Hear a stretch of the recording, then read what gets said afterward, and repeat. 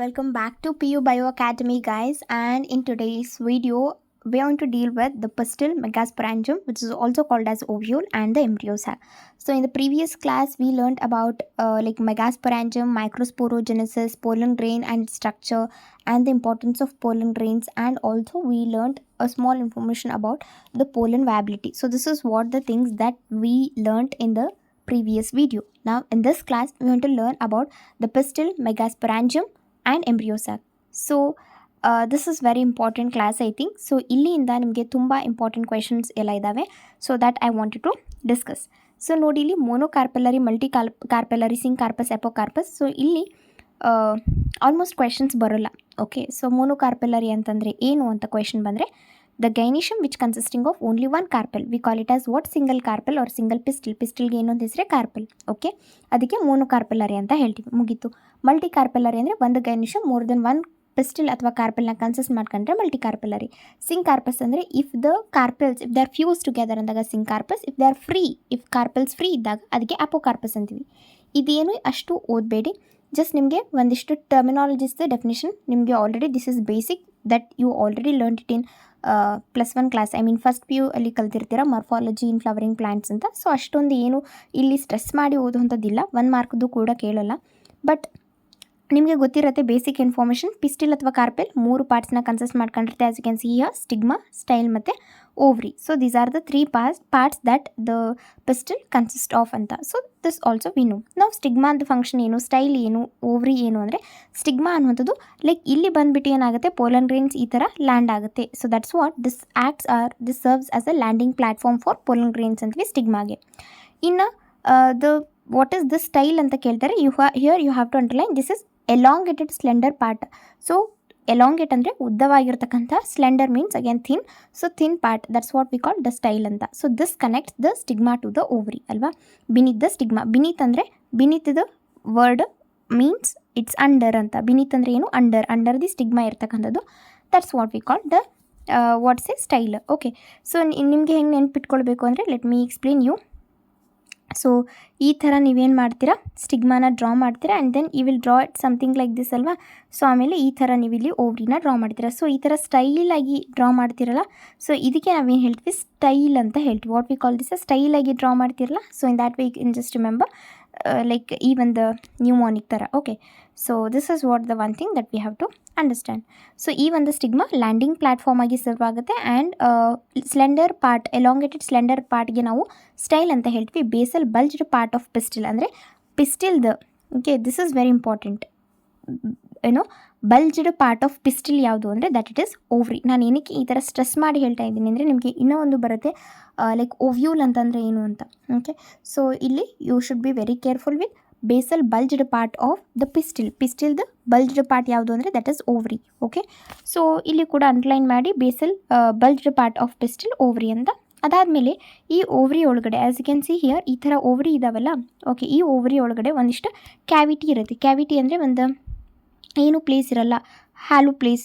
Okay, so cavity ಅಂತ ಹೇಳ್ತೀವಿ. ಆ ಒಂದು ಕ್ಯಾವಿಟೀಸ್ಗೆ ಏನು ಹೇಳ್ತೀವಿ ನಾವು, ಲಾಕ್ಯೂಲ್ಸ್ ಅಂತ ಹೇಳ್ತೀವಿ, ಅಥವಾ ಓವೇರಿಯನ್ ಕ್ಯಾವಿಟಿ ಅಂತ ಹೇಳ್ತೀವಿ. ಸೊ ಪ್ಲಾಸೆಂಟಾ ಈ ಒಂದು ಓವೇರಿಯನ್ ಕ್ಯಾವಿಟಿ ಒಳಗಡೆ ಇರುತ್ತೆ. So let me give you the clear picture of it. Let's understand this as the stigma. Okay, ಆಮೇಲೆ this as the style. So ಇಲ್ಲಿ ಏನಾಗಿರುತ್ತೆ ಅಂದರೆ ಏನೂ ಇರೋಲ್ಲ, ಖಾಲಿ ಪ್ಲೇಸ್. ಸೊ ಇದಕ್ಕೆ ನಾವೇನು ಹೇಳ್ತೀವಿ, ಓವರಿ ಅಂತ ಹೇಳ್ತೀವಿ. What we call this as ovary. So ಈ ಓವರಿ ಒಳಗಡೆ ಏನಾಗಿರುತ್ತೆ, ಒಂದು ಕ್ಯಾವಿಟಿ ಇದೆ. This is what we call cavity. So ನಾನೀಗ ಏನು ಶೇಡ್ ಮಾಡ್ತೀನಲ್ಲ, ಓಕೆ, ಈ ಒಂದು ಗ್ರೀನಲ್ಲಿ ಶೇಡ್ ಮಾಡ್ತಾ ಇದ್ದೀನಲ್ಲ, ಸೊ ಇದಕ್ಕೆ ನಾವೇನು ಹೇಳ್ತೀವಿ, this is what we call cavity ಅಂತ. ಈ ಕ್ಯಾವಿಟಿಯಲ್ಲಿ ಏನು ಮಾಡ್ಬೋದು ನಾವು, ಒಂದು ಪ್ಲಾಸೆಂಟಾನ ಲೆಟ್ಸೆ. ಸೊ ಈ ಥರ ಏನಾಗಿರುತ್ತೆ, ಪ್ಲಾಸೆಂಟಾ ಇರುತ್ತೆ. So this is what within this ovarian cavity placenta is located ಅಂತ ಹೇಳ್ತೀವಿ. Okay, so hope you understood it. Next further ಇಷ್ಟು ಕಲಿತ್ರೆ ಸಾಕು. Okay, so monocarpellary, multicarpellary, syncarpous, apocarpous. ಡೆಫಿನೇಷನ್ನ ನೋಡ್ಕೊಳ್ಳಿ, ಪದೇ ಈ ಒಂದು ಪ್ಯಾರಾನ ಓದ್ಕೊಳ್ಳೋದಕ್ಕೆ ಹೋಗಬೇಡಿ. ಸಿಂಪಲ್ ಡೆಫಿನೇಷನ್ಸ್ ಇದೆ. ಆ್ಯಂಡ್ ಆಲ್ಸೋ ಈ ಒಂದು ನಮಗೆ ಗೊತ್ತಿದೆ, ಪಿಸ್ಟಿಲಲ್ಲಿ 3 ಪಾರ್ಟ್ಸ್ ಇರುತ್ತೆ, ಸ್ಟಿಗ್ಮಾ, ಸ್ಟೈಲ್ ಆ್ಯಂಡ್ ಓವ್ರಿ ಅಂತ. ನಾವು ಸ್ಟಿಗ್ಮಾ ಅಂದರೆ ಲ್ಯಾಂಡಿಂಗ್ ಪ್ಲಾಟ್ಫಾರ್ಮ್ ಥರ ಸರ್ವ್ ಮಾಡುತ್ತೆ. And what we see style ಅನ್ನೋದು elongated part, slender part which is beneath the stigma. And also ovary ಅನ್ನುವಂಥದ್ದು ಏನು, that it is a basal bulged of part of the pistil ಅಂತ ಅನ್ಕೊಂಡ್ರೆ ಸಾಕು. And within that ಏನಾಗಿರುತ್ತೆ, placenta ಅನ್ನುವಂಥದ್ದು locate ಆಗಿರುತ್ತೆ. Okay, within that ovarian cavity or locule. So ಇದಿಷ್ಟು next let us understand the diagram. Okay, ಇಲ್ಲಿ diagram ನೋಡ್ಕೊಳ್ಬೇಕಾ? Yes, 100%. ಇಲ್ಲಿ ನಿಮಗೆ ಸ್ಟ್ರಕ್ಚರ್ ಇದೆ ನೋಡಿ, ovarian. Let me mark this. So yes, so here as you can see here the structure of this anatropous ovule. ನಿಮಗೆ anatropous ovule, azotropous ovule, autotropous ovule ಈ ಥರ ತುಂಬ ಡಿಫ್ರೆಂಟ್ ಕೈಂಡ್ಸ್ ಆಫ್ ಓವ್ಯೂಲ್ ಬರುತ್ತೆ. But it is not necessary. Okay, ನಾನು ಹೇಳ್ತಾ ಇದ್ದೀನಿ, ತುಂಬ ತಲೆ ಕೆಡಿಸ್ಕೊಂಡು ಓದ್ಕೊಳ್ಳೋದಕ್ಕೆ ಹೋಗಬೇಡಿ. P U syllabus only anatropous ಓವ್ಯೂಲ್ನ ಕೇಳ್ತಾರೆ. ಫಾರ್ 2 ಮಾರ್ಕ್ಸ್ ಕೇಳುವಂಥ chances are very high. Okay, anatropous ಓವ್ಯೂಲ್ನ ಡ್ರಾ ಮಾಡಿ ಅಂತ. ಬಟ್ ಇದು ಅಷ್ಟು ಇಂಪಾರ್ಟೆಂಟ್ ಡಯಾಗ್ರಾಮ್ ಅಲ್ಲ.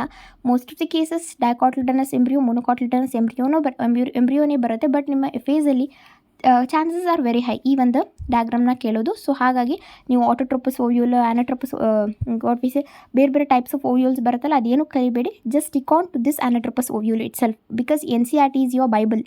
ಹೌದಾ? I am telling for all the students are preparing for NEET. ಏನಾಯಿತು ಗೊತ್ತಾ, ಮೊನ್ನೆ I wanted to share my experience with you. Like NTA ಸಿಲೆಬಸಲ್ಲಿ ಫ್ರಾಗ್ ಮತ್ತು ನಿಮಗೆ ಕಾಕ್ರೋಚ್ನ ಮೆನ್ಷನ್ ಮಾಡಿದರು. ಬಟ್ ಮೊನ್ನೆ ಪೇಪರಲ್ಲಿ ರೀನಿ 2026ಅಲ್ಲಿ ಆಲ್ಮೋಸ್ಟ್ ಅಲ್ಲ 100% ಎಲ್ಲ ಕ್ವೆಶನ್ಸು ಕೂಡ ರಿವೈಸ್ಡ್ NCERT ಸಿಲೆಬಸ್ಸಿಂದಾನೇ ಬಂದಿರೋದು. ಹಾಗಾಗಿ ಸ್ಟಿಕ್ ಆನ್ ಟು NCERT. ಅದಾದಮೇಲೆ ಇದೆಲ್ಲ ಪರ್ಫೆಕ್ಟ್ ಇದೆ ಅಂದಾಗ ಮಾತ್ರ ನೀವು ಬೇರೆ ಎಲ್ಲ ರೆಫರ್ ಮಾಡಿ ಅನ್ನೋಂಥದ್ದು ನನ್ನ ಒಂದು ಅಡ್ವೈಸ್. ಸೊ ಫಸ್ಟ್ ಇದನ್ನು ಪರ್ಫೆಕ್ಟಾಗಿ ಅದಾದಮೇಲೆ ಬೇರೆ ರೆಫರೆನ್ಸ್ ಬುಕ್ಸ್ನ ರೆಫರ್ ಮಾಡಿ, because NCERT is your bible. So ಹಾಗಾಗಿ ದಟ್ಸ್ ವೈ ನಾನು ಇದನ್ನ ಒತ್ತಿ ಹೇಳ್ತಾ ಇರೋದು. Just stick on to NCERT ನನ್ನ ಪ್ರಕಾರ. Okay, so if you are the one who is preparing for NEET ಅಂದಾಗ ಫಸ್ಟೇ NCERTನ ಪರ್ಫೆಕ್ಟ್ ಮಾಡಿ, ಹೆಂಗಾದರೂ ಕ್ವೆಶನ್ಸ್ ಕೇಳಿ ಆನ್ಸರ್ ಮಾಡೋಂಗೆ ಇದ್ದಾಗ ಮಾತ್ರ ನೀವು ಬೇರೆ ರೆಫರೆನ್ಸ್ ಅಂದರೆ ಇದು ರೆಫರ್ ಮಾಡೋದಕ್ಕೆ ಹೋಗಬೇಡಿ. ಜಸ್ಟ್ ನಿಮಗೆ ಓಲ್ಡ್ NCERT ಬುಕ್ ಇತ್ತಲ್ಲ, ಅದು ರೆಫರ್ ಮಾಡಿ. It's more than enough. ಅದರಲ್ಲಿ structural organisation animals first PU ಒಂದು ಚಾಪ್ಟರ್ ಇದೆಯಲ್ಲ, ಅಲ್ಲಿ ಅರ್ಥವರ್ಮ್ನ ರೆಫರ್ ಮಾಡಬೇಡಿ. ಜಸ್ಟ್ ಕಾಕ್ರೋಚ್ ಮತ್ತು frog, it's enough. Okay, so this is what the one thing that I wanted to tell you. Yes, ಈ anatropous ovule ಏನಿದೆಯಲ್ಲ, S, ಈ ಅನಾಟ್ರಪಸ್ ಓವ್ಯೂಲ್ ಇದು ಡಯಾಗ್ರಾಮ್ ಬರುತ್ತೆ. ಇದನ್ನ ನೋಡ್ಕೊಳ್ಳಿ. ಹೈಲಮ್ ಎಲ್ಲಿ, ಫ್ಯೂನಿಕಲ್ ಎಲ್ಲಿ, ಮೈಕ್ರೋಪೈಲ್ ಎಲ್ಲಿ, micropolar pole, outer integument, inner integument, nucellus, embryo sac, chalazal pole ಎಲ್ಲ ಕೂಡ ಲೇಬ್ಲಿಂಗ್ಸ್ ಕರೆಕ್ಟಾಗಿ ನೋಡ್ಕೊಂಡು ಹೋಗಿ. ಬಿಕಾಸ್ CET ಅಥವಾ ನೀಟಲ್ಲಿ ಏನು ಮಾಡಿಬಿಡ್ತಾರೆ, ಹೈಲಮ್ನ ಕೊಟ್ಟು ಇಲ್ಲಿ A ಅಂತ ಕೊಟ್ಬಿಡ್ತಾರೆ ಹೈಲಮ್ನ. ಓಕೆ, ನೆಕ್ಸ್ಟ್ ಆಪ್ಷನ್ಸಲ್ಲಿ ಹೈಲಮ್, ಫ್ಯೂನಿಕಲ್ ಈ ಥರ ಕೊಡ್ತಕ್ಕಂಥ ಚಾನ್ಸಸ್ ಇರುತ್ತೆ. This is very common in competitives ಅಲ್ವಾ. ಸೊ ಹಾಗಾಗಿ ಈ ಒಂದು ಡಯಾಗ್ರಾಮ್ನ ನೋಡ್ಕೊಳ್ಳಿ. ಇನ್ನು ಈ 2 ಡಯಾಗ್ರಾಮ್ಸಿಂದ ಇದಂತೂ ಎಲ್ರಿಗೂ ಗೊತ್ತಿರುತ್ತೆ. So they won't ask any question from here. ಈ 2 ಡಯಾಗ್ರಾಮ್ಸಲ್ಲಿ ಏನು ಮಾಡ್ತಾರೆ, ದಿಸ್ ಇಸ್ ಸಿಂಕಾರ್ಪಸ್ಗೆ ಎಕ್ಸಾಂಪಲ್ ಆ್ಯಂಡ್ ದಿಸ್ ಇಸ್ ಅಪೋಕಾರ್ಪಸ್ಗೆ ಎಕ್ಸಾಂಪಲ್. ನಾವು what is the syncarpous and apocarpous? ನಾ ಆಗಲೇ ಹೇಳ್ದಂಗೆ ಸಿಂಕಾರ್ಪಸ್ ಅಂದರೆ ಫ್ಯೂಸ್ಡ್ ಆಗಿರುತ್ತೆ ಪಿಸ್ಟಿಲ್, ಅಪೋಕಾರ್ಪಸ್ ಅಂದರೆ ಫ್ರೀ ಇರುತ್ತೆ ಅಂತ, ರೈಟ್? ಸೊ ಇದು ಫ್ರೀ ಇದೆ ನೋಡಿ, ಇಲ್ಲಿ ಪಿಸ್ಟಿಲ್ ಇದೇನಾಗಿದೆ ಇಲ್ಲಿ, here I can see, here you can observe. Okay, so as you can see, yes, so ಇಲ್ಲಿ ನೋಡಿ ದಟ್ ಐ ಆಮ್ ಮಾರ್ಕಿಂಗ್ ಅಲ್ವಾ. So what and all the things that I have marked here, ಈ ಥರ ಏನು ಒಂದಕ್ಕೊಂದು fuse ಇಲ್ಲ, free ಆಗಿದ್ದಾವೆ. But ಇಲ್ಲಿ ನೋಡಿ ದೇ ಆರ್ ಆಲ್ ಫ್ಯೂಸ್ಡ್ ಅಲ್ವಾ. ಸೊ ಈ ಥರ ಫ್ಯೂಸ್ ಆಗಿದೆ. ಇದಕ್ಕೆ ನಾವೇನು ಹೇಳ್ತೀವಿ, ಸಿಂಕಾರ್ಪಸ್ ಕಂಡೀಷನ್ ಅಂತ ಹೇಳ್ತೀವಿ. This is apocarpous. Okay, apocarpous, apo means free, syncarpous means fused. ಇದಕ್ಕೆ ಎಕ್ಸಾಂಪಲ್ ನಿಮಗೆ ಕೊಟ್ಟಿರ್ತಕ್ಕಂಥದ್ದು ಇಲ್ಲಿ ಅಪೋಕಾರ್ಪಸ್ಗೆ ಮೈಕೇಲಿಯಾ. ಓಕೆ, ಸಿಂಕಾರ್ಪಸ್ಗೆ ಬಂದುಬಿಟ್ಟು Papaver. Okay, Papaver. How to remember this? ಸಿಂಕಾರ್ಪಸ್ಗೆ ಪೇಪೆವರ್, ಅಪೋಕಾರ್ಪಸ್ಗೆ ಮೈಕೇಲಿಯಾ. ಇದನ್ನ ಅಫ್ಕೋರ್ಸ್ 100% ಬೋರ್ಡ್ಸಲ್ಲಿ ಕೇಳೋದಿಲ್ಲ, but very important for competitives. ಹೇಗೆ ನೆನ್ಪಿಟ್ಕೊಳ್ಳಿ ಅಂದರೆ, just remember it as sip. For example juice sip ಮಾಡೋದು, ಟೀ ಸಿಪ್ ಮಾಡೋದು ಅಂತ ಹೇಳಿರಲ್ಲ, ಆ ಥರ ಜಸ್ಟ್ ನ್ಯೂಮೋನಿಕ್ ಥರ. ಸಿಂಕಾರ್ಪಸ್ ಇದ್ದರೆ ಪೇಪೆವರ್, ಆ ಥರ. Okay, so in this way just remember this. And apocarpous ಬಂದರೆ Michelia, just remember it as ಅಮ್ಮ or something like that. Okay, so ಇದಿಷ್ಟು. ನೆಕ್ಸ್ಟ್ ನಿಮಗೆ ಬರೋವಂಥದ್ದು ವಾಟ್, ಮೆಗಾಸ್ಪೊರಾಂಜಿಯಾ ಅಂತ. So just remember this diagram. ಒಂದು ಡಯಾಗ್ರಾಮ್ನ ಇಲ್ಲಿ ಡ್ರಾ ಮಾಡ್ತೀನಿ, rough diagram. Just remember this. So ನಾನು ಹೇಳಿದೆ, ಒಂದು ಓವೇರಿಯನ್ ಕ್ಯಾವಿಟಿ ಇರುತ್ತೆ. ಈ ಕ್ಯಾವಿಟಿಯಲ್ಲಿ ನಿಮಗೆ ಪ್ಲಾಸೆಂಟಾ ಅನ್ನೋದು ಸಿಗುತ್ತೆ ಅಂತ. ಓಕೆ, ಆ ಥರ ನಾನು ಆಗಲೇ ನಿಮಗೆ ಡಯಾಗ್ರಾಮನ್ನ ಡ್ರಾ ಮಾಡಿ ಹೇಳಿದ್ದೆ. ಈಗ ನೋಡಿ, ಪ್ಲಾಸೆಂಟಾಯಿಂದ ಒಂದು megasporangium. Let's imagine this is placenta. Okay, so let me draw it.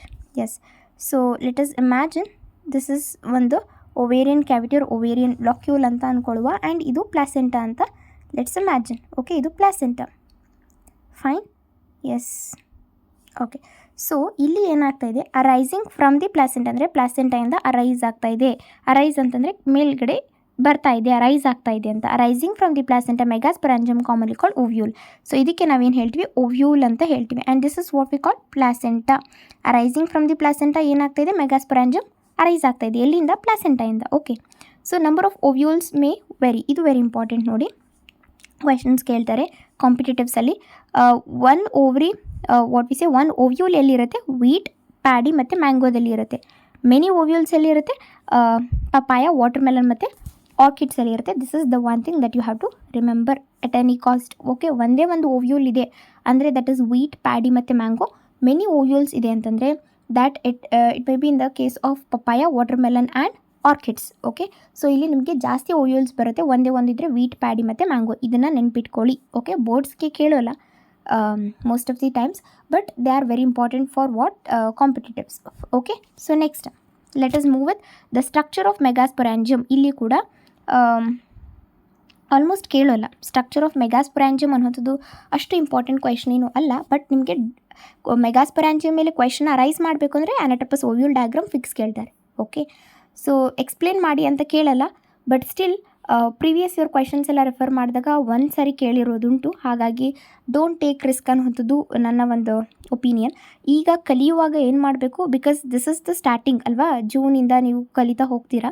So ಇಲ್ಲಿ ಎಲ್ಲನೂ ಕೂಡ ಕಲಿತಾ ಹೋಗಿ ಲಾಸ್ಟ್ ಎಂಡ್ಗೆ ಏನಾಗುತ್ತೆ, ತುಂಬ ಇಂಪಾರ್ಟೆಂಟ್ ಕ್ವೆಶನ್ಸ್ ಅಷ್ಟೇ ಇರುತ್ತಲ್ಲ. ನಿಮಗೆ ನಾಳೆ ಎಕ್ಸಾಮ್ಸ್ ಇರೋದು ಇದೆ, ಒಂದೇ ದಿನ ಗ್ಯಾಪ್ ಇರೋದು ಅಂದರೆ ನೀವು ಎಲ್ಲ ಓದ್ಕೊಳ್ತಾ ಕೂತ್ಕೊಳ್ಬೇಡಿ. ಆಗ ನಿಮಗೆ ಸ್ವಲ್ಪ ನೆನಪಿರುತ್ತೆ, ಕಲ್ತಿದ್ದು ಯಾವತ್ತೂ ಕೂಡ ಮೋಸ ಆಗೋಲ್ಲ.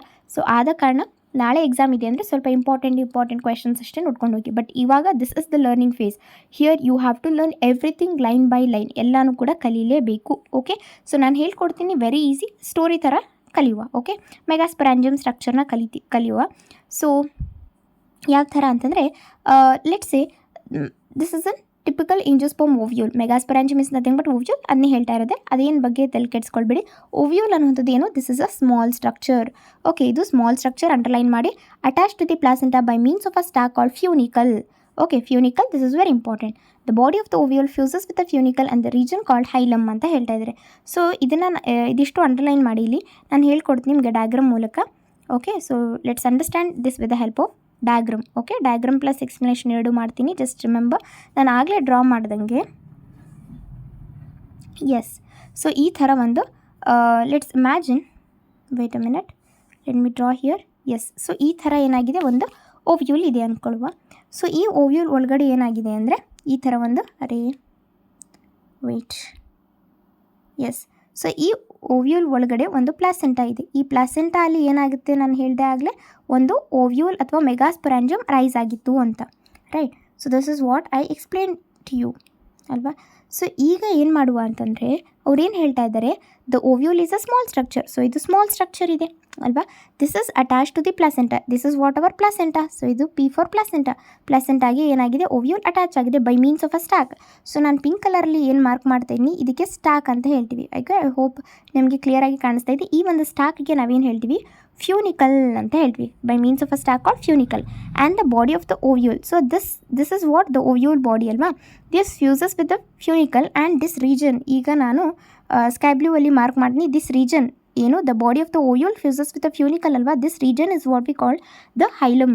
ಈ ಒಂದು ರೀಜನ್ಗೆ ನಾವೇನು ಹೇಳ್ತೀವಿ, ಹೈಲಮ್ ರೀಜನ್ ಅಂತ ಹೇಳ್ತೀವಿ. Okay, hope you are understanding. ಗೊತ್ತಾಯ್ತಾ.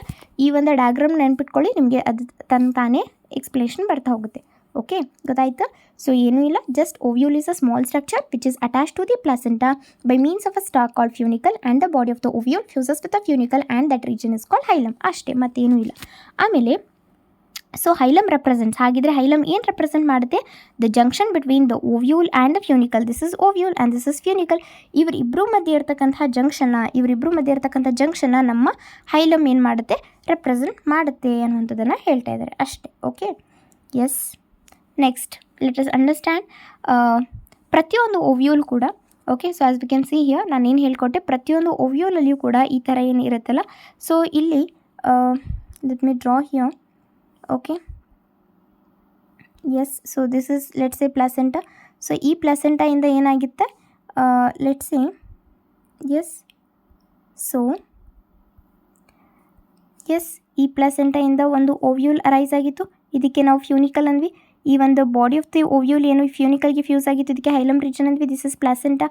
ಈ ಓವ್ಯೂಲ್ ಒಳಗಡೆ ಓಕೆ, ಸೊ ಈ ಓವ್ಯೂಲ್ನ ಪ್ರೊಟೆಕ್ಟ್ ಮಾಡೋದಕ್ಕೆ ಒಂದಿಷ್ಟು ಇಂಟೆಗ್ಯುಮೆಂಟ್ಸ್ ಅಂತ ಇರುತ್ತೆ. ಈ ಥರ ಇಂಟೆಗ್ಯುಮೆಂಟ್ಸ್ ಇರುತ್ತೆ, ಔಟರ್ ಇಂಟೆಗ್ಯುಮೆಂಟ್, ಇನ್ನರ್ ಇಂಟೆಗ್ಯುಮೆಂಟ್ಸ್ ಅಂತ.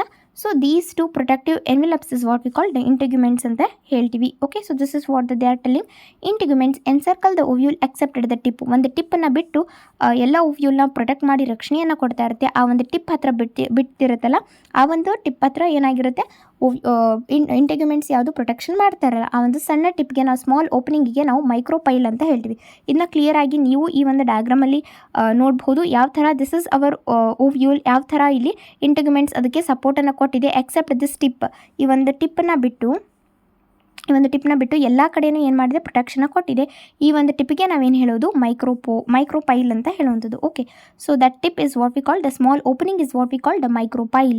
So that's what the thing. So integuments ಓವ್ಯೂಲ್ನ ಎನ್ಸರ್ಕಲ್ ಮಾಡಿರುತ್ತೆ, ಪ್ರೊಟೆಕ್ಟ್ ಮಾಡಿರುತ್ತೆ except at that tip, and that's what we call the micropyle. So opposite the micropylar end, ಅಂದರೆ ಮೈಕ್ರೋಪೈಲಾರ್ ಎಂಡ್ ಇಲ್ಲಿದೆ ಅಂದರೆ ಇದರದ್ದು opposite ಏನಾಗಿರುತ್ತೆ, chalazal end ಅಂತ ಇರುತ್ತೆ. So we can observe which end, chalazal end. Okay, so representing the basal part of the ovule. ನಾನು ಆಗಲೇ ಹೇಳ್ಕೊಟ್ಟೆ ನಿಮಗೆ, you should be very careful with the basal part of the pistil and basal part of the ovule. So basal part of the ಓವ್ಯೂಲ್ಗೆ ನಾವೇನು ಹೇಳ್ತೀವಿ, chalaza ಅಂತ ಹೇಳ್ತೀವಿ.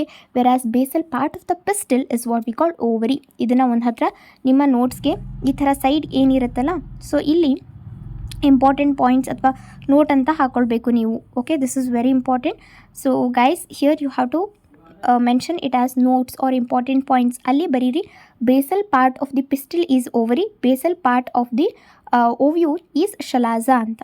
Okay, so ಇದು ನಿಮಗೆ ಕಾಂಪಿಟೇಟಿವ್ಸ್ಗೆ ತುಂಬ ಹೆಲ್ಪ್ ಆಗುತ್ತೆ, ನಾಟ್ ಫಾರ್ ಬೋರ್ಡ್ಸಲ್ಲಿ ನೀವೇನು ಮಾಡಬೇಕು, just you have to explain. ನಾನು ಏನು ಹೇಳ್ಕೊಟ್ಟೆ ಡಯಾಗ್ರಾಮ್, ಆ ಡಯಾಗ್ರಾಮ್ನ ಕಲೀರಿ, ಆ ಡಯಾಗ್ರಾಮ್ನ ಎಕ್ಸ್ಪ್ಲೇನ್ ಮಾಡ್ಕೊಳ್ತಾ ಹೋಗಿ, ದ್ಯಾಟ್ಸ್ ಇಟ್. ಓಕೆ, ಸೊ ಇದಿಷ್ಟು about the structure of megasporangium. Hope you understood, ಗೊತ್ತಾಯ್ತಾ?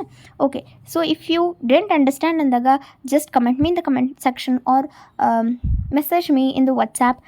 Okay, so definitely I will help you to explain it once again. Okay, ಒಂದು ಸಾರಿ ಇನ್ನೊಮ್ಮೆ ನಾನು ನಿಮಗೆ ಅದನ್ನ ಎಕ್ಸ್ಪ್ಲೇನ್ ಮಾಡಿ ಕೊಡ್ತೇನೆ.